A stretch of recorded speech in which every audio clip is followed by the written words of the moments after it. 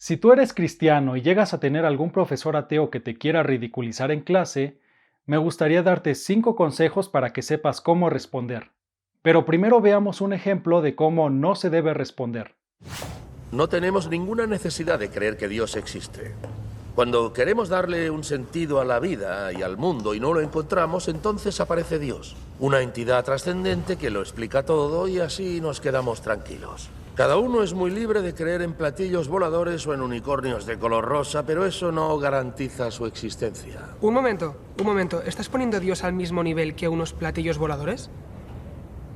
Sí. Eso lo dices porque eres ateo, pero yo no pienso que sea comparable. Perdona, yo no soy ateo, soy agnóstico, que es un ateísmo de diseño. Estamos en un país laico, os lo recuerdo. Sí, pero cuando un ministro jura el cargo, lo hace delante de una Biblia y con un crucifijo en la mesa. Exacto, una bofetada directa a la sociedad laica. Se deben respetar las creencias de todos.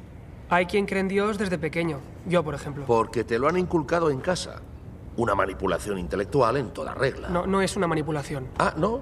Hagamos un debate. ¿Infundir creencias religiosas en los niños cuando todavía no son capaces de razonar por sí mismos es manipulación o no? Pues claro. Totalmente, es una imposición a saco. Claro, a un niño puedes hacerle creer lo que quieras. Los niños deben crecer libres. Yo crecí libre. La libertad no pasa por elegir un camino, sino por rebelarte contra todos los que quieren imponerte uno. Creo que no nos pondremos de acuerdo, Oliver. Consejo número 1. No hagas afirmaciones. Haz preguntas, porque el que afirma tiene la carga de la prueba. Aquí el estudiante cristiano se la pasó haciendo afirmaciones, y eso lo puede poner en desventaja, porque puede asumir cosas que no son ciertas, y el profesor puede pedirle que demuestre lo que está afirmando, y no siempre tienes a la mano esa información. Más adelante veremos qué tipo de preguntas. Consejo número 2. Cuando no quede clara la postura o la afirmación de tu oponente, primero pídele que le explique con mayor claridad. Puedes preguntarle ¿a qué te refieres? O ¿qué quieres decir? Trata de recabar información sobre lo que cree la otra persona. Aquí al estudiante cristiano se le acusó de asumir erróneamente que el profesor era ateo. Hubiera sido mejor que le preguntara, profesor, tengo una duda. ¿Entonces usted afirma que Dios no existe? ¿Es usted ateo en ese sentido? Si nos responde que sí, sabremos que es ateo. Si nos responde que no, sabremos que es agnóstico. Merlí, ¿por qué le tienes tanta manía a la religión? Habla en plural, hay muchas religiones, pero tú solo piensas en una. No entiendo por qué esa mala leche contra algo tan inofensivo como la fe. ¿Inofensiva la fe? Sí, inofensiva. No estoy hablando del Vaticano. Oliver, las religiones se basan en la fe, pero yo no impido a nadie que crea en lo que le dé la gana, aunque no exista. Eres un prepotente, no sabes si Dios existe o no. Tienes razón, pero ninguno de los argumentos básicos en favor de la existencia de Dios es lógicamente viable. A mí nunca se me ha presentado, ni a ti tampoco, ninguna evidencia de que Dios exista. Entonces, ¿qué? ¿Me haces quedar como un tonto porque creo en él? No, solo pienso que tú quieres que Dios exista. Y me parece poco inteligente colocar tus deseos por delante de lo que tu mente sabe que es que no existe. Poco inteligente. Oliver. O sea, tonto. ¿Nunca te has parado a pensar si estás equivocado? Consejo número 3. Si tu oponente hace una afirmación, oblígalo a que la demuestre. Si el profesor afirma que Dios no existe, puedes preguntarle, disculpe profesor, ¿cómo lo sabe? ¿Cómo llegó a esa conclusión? Y ahí el profesor se metería en un aprieto, porque nadie ha sido capaz de demostrar la inexistencia de Dios. El profesor también afirmó que ninguno de los argumentos a favor de la existencia de Dios es lógicamente viable. Basta con preguntarle, profesor, ¿dónde está la falacia en esos argumentos? ¿Tienen alguna premisa falsa? ¿Por qué la inferencia no es válida? Veamos por ejemplo el argumento cosmológico Kalam para la existencia de Dios. ¿Qué error tiene ese argumento? ¿Por qué estos argumentos no califican como evidencia? Usted dice que no ha visto ninguna evidencia de que Dios existe. Pero, ¿qué es una evidencia? ¿Cómo define usted la palabra evidencia? Algo muy típico que dicen los ateos es que los argumentos filosóficos no cuentan como evidencia. De nuevo aplica el consejo número 3.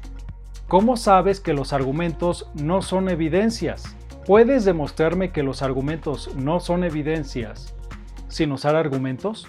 Estas preguntas pondrán de manifiesto las contradicciones del ateo, porque el ateo también usa argumentos filosóficos para llegar a sus propias conclusiones.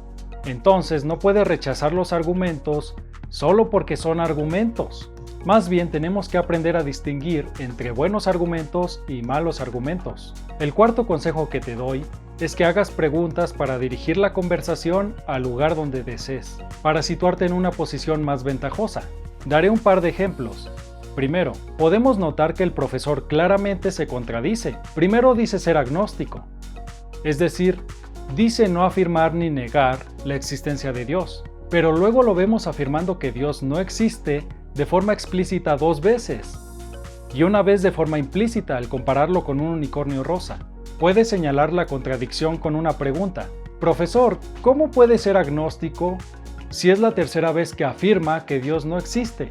¿No se está contradiciendo? ¿No es esa la definición de un ateo? El segundo ejemplo de cómo podemos usar preguntas para dirigir la conversación es cuando se criticó en clase el adoctrinamiento religioso.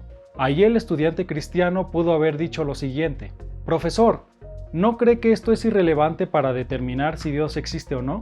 ¿Considera que es razonable rechazar una creencia solo porque algunas personas la enseñan de forma inadecuada?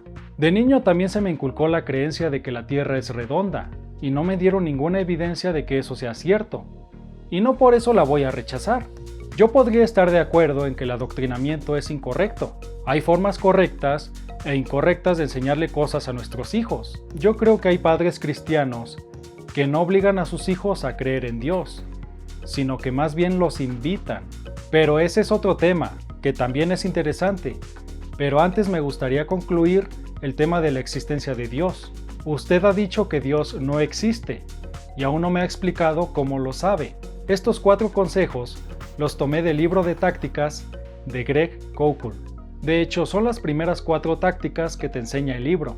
Y el último consejo que te doy es que le eches un vistazo a estos 6 argumentos a favor de la existencia de Dios. Puedes encontrarlos en el canal de YouTube de Fe Razonable, en una lista de reproducción llamada Videos Animados de Fe Razonable.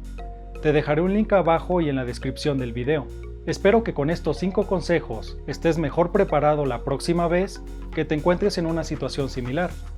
Si te interesan estos temas, te invito a suscribirte a mi canal y a echarle un ojo a los libros que está traduciendo al español la editorial Publicaciones Querigma. Muchos de los libros mencionados aquí han sido traducidos por ellos y están haciendo un gran trabajo proveyendo recursos en nuestro idioma sobre teología, filosofía y apologética cristiana.